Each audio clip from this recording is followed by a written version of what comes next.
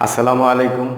আমি মোহাম্মদ আরাফাত হোসেন খান আপনাদেরকে কনসাস একাডেমির পক্ষ থেকে ডিস্ট্যান্ট লার্নিং প্রোগ্রামে স্বাগত জানাচ্ছি। আজকে আমি একটি গুরুত্বপূর্ণ বিষয় নিয়ে আলোচনা করব।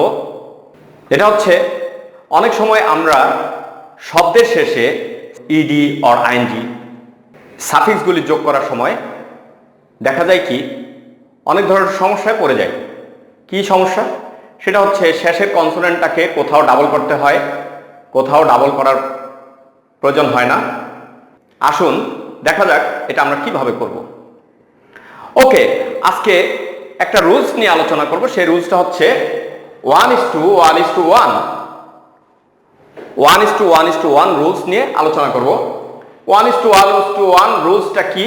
এটা হচ্ছে সিলেবল একটা থাকতে হবে, ভাওয়াল একটা থাকতে হবে, কনসোনেন্ট একটা থাকতে হবে ভাওয়ালের পরে। ক্লিয়ার? ওকে, তাহলে দেখা যাক এখানে কিছু শব্দ রয়েছে। RUN রান, এটা হচ্ছে মনোসিলেবলিক ওয়ার্ড, মানে সিলেবল একটা, ভাওয়াল একটা ইউ, ভাওয়ালের পরে কনসোনেন্ট একটা। তাহলে এই ওয়ার্ডের সাথে যখন সাফিক্স যোগ করব, যেমন আইএনজি যোগ করি, তাহলে কি হবে? এই এনটাকে ডাবল করতে হবে, রানিং। ওকে, GET গেট, সিলেবল একটা, ভাওয়াল একটা, টি, কনসোনেন্ট একটা। তাহলে এই কনসোনেন্ট টিটাকে ডাবল করতে হবে, গেটিং।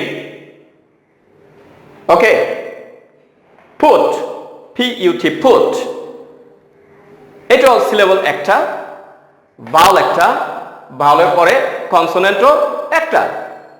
তাই এটার সাথে সাফিক্স যোগ করলে, আইএনজি যোগ করলে, তখন আমরা এটা কি করব?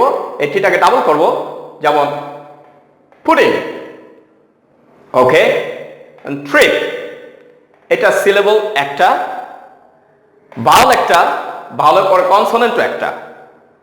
তাহলে এটাকেও কনসোনেন্ট পিকটাকে ডাবল করতে হবে, ট্রিপিং।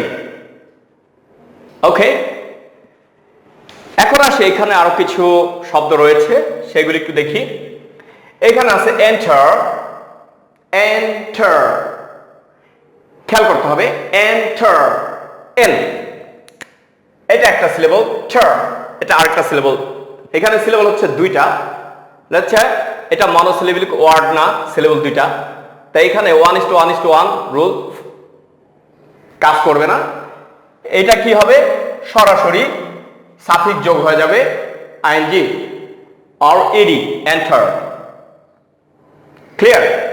ওকে, আর পরেরটা হচ্ছে EAT, ইট, এটা সিলেবল একটা, ভাওয়াল দুইটা।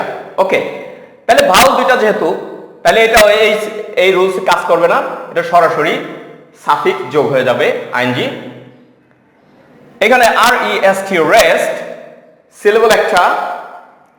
ওকে, তাহলে ভাওয়াল একটা কিন্তু কনসোনেন্ট দুইটা, তাও এই রুলসটা এখানে কাজ করবে না, সরাসরি সাফিক্স যোগ হয়ে যাবে, রেস্টিং। ধন্যবাদ এতক্ষণ আমার সাথে থাকার জন্য। আমার লেকচারটি যদি আপনাদের ভালো লেগে থাকে অবশ্যই আমার চ্যানেলকে সাবস্ক্রাইব করবেন। আসসালামু আলাইকুম।